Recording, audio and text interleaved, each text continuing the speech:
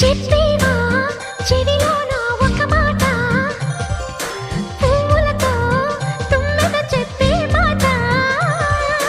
నీ చిరునవ్వు సాక్షిగా తాజ్ మహల్ నాదట, నీ పెదవంచు సాక్షిగా షాజహాను నేనట. నీ తీయని ప్రేమకి నా పెదవే నజరానా, నీ పైటకి నేనిక బానిసనే నెరజాడా.